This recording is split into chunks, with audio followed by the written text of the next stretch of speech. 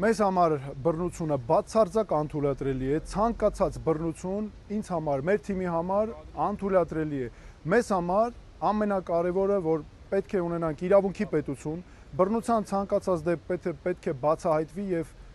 պատժվի, պատասխանատվություն լինի,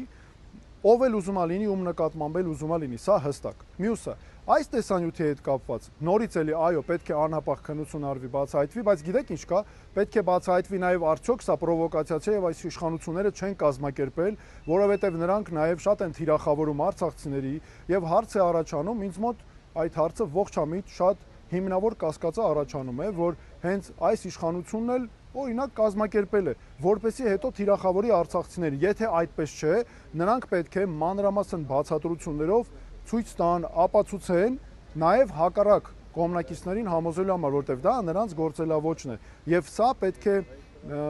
օբյեկտիվ հրապարակային հանրության աչքի առաջ քննությամբ պարզվի։ Մենք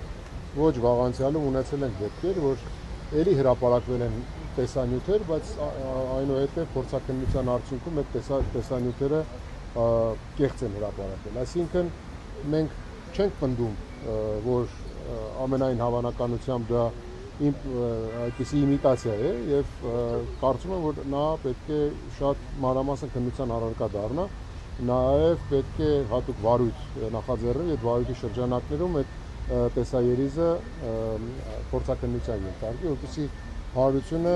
պարզ իմանա արդյոք դա իմիտացիա է, թե կան այդպիսի խմբեր, որոնք որ այդպիսի ահաբեկչական